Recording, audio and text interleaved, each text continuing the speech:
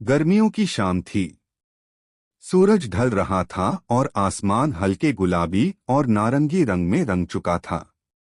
छोटे से गांव सुखपुर में एक घर के आंगन में दो लड़कियां बैठी थीं, नेहा और रिया।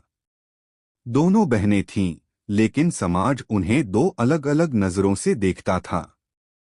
नेहा माँ पापा की अपनी संतान थी, जबकि रिया उनके पिता की पहली पत्नी की बेटी थी। नेहा को सब सगी और रिया को सौतेली कहते थे। यह भेदभाव बचपन से उनके कानों में गूंजता रहा था, लेकिन नेहा और रिया ने कभी इसे अपने दिलों के बीच दीवार नहीं बनने दिया।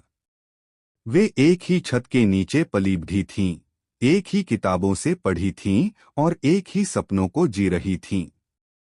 जब नेहा छोटी थी, तब उसे इस बात का अंदाजा भी नहीं था कि सगी और सौतेली में कोई फर्क होता है।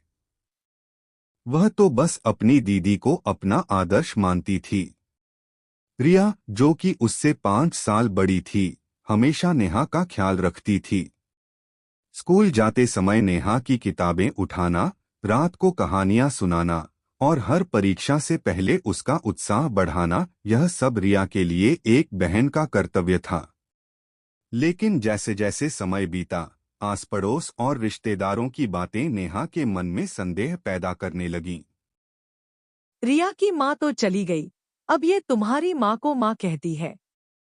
देखना, कभी न कभी लालच आ ही जाएगा। नेहा का मन विचलित हो गया। उसे पहली बार महसूस हुआ कि रिया उसकी सगी बहन नहीं थी। उसने खुद को रिया से दूर करना शुरू कर दिया। अब रिया को भी महसूस होने लगा कि नेहा में पहले जैसी मासूमियत नहीं रही। वह हर बात पर झिझकने लगी थी। नेहा, जो पहले हर छोटी बड़ी बात रिया से साझा करती थी, अब चुप रहने लगी थी। एक दिन जब रिया नेहा के कमरे में आई तो देखा कि नेहा अपनी अलमारी से कुछ निकाल रही थी। क्या ढूंढ रही हो? नेहा ने कुछ नहीं कहा, बस सिर झुका लिया। रिया को समझ आ गया कि उसके मन में कुछ चल रहा है। नेहा, क्या तुम मुझसे कुछ छुपा रही हो? नहीं दीदी, बस कुछ नहीं। रिया को बहुत दुख हुआ, लेकिन उसने नेहा को समय देने का फैसला किया। एक दिन उनके घर में एक पारिवारिक कार्यक्रम था। रिश्तेदार आए हुए थे। नेहा की मौसी ने हंसते हुए कहा, नेहा, तुम कितनी भोली हो। सौतेली बहनें कभी सगी नहीं हो सकती। संभल कर रहना। रिया वहीं खड़ी थी। वह यह सुनकर चुपचाप चली गई। रात को नेहा जब अपने कमरे में आई तो उसने देखा कि रिया अपने बैग में कपड़े रख रही थी। तुम कहीं जा रही हो? हाँ नेहा, अब मैं यहाँ और नहीं रह सकती। मैं नहीं चाहती कि मेरे कारण तुम्हें कोई ताने मारे। पर तुम कहाँ जाओगी? कहीं भी, जहाँ मुझे सौतेली नहीं समझा जाए। यह सुनते ही नेहा की आंखें खुल गईं। उसने रिया के हाथ पकड़ लिए। दीदी, मुझे माफ कर दो। मैंने लोगों की बातों में आकर तुम्हें गलत समझा। पर सच तो यह है कि तुमने मुझे हमेशा माँ की तरह संभाला है। क्या खून के रिश्ते ही सब कुछ होते हैं? नहीं।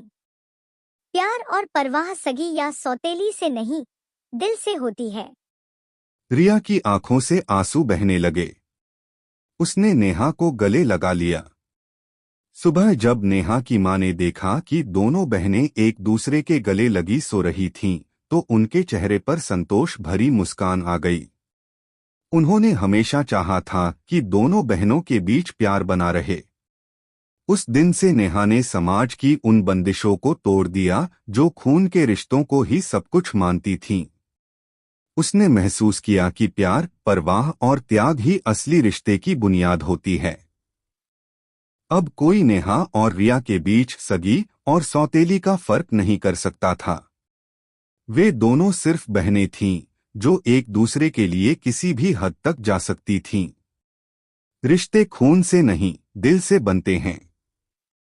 जो इंसान आपके हर दुख सुख में आपके साथ खड़ा होता है, वही आपका असली अपना है।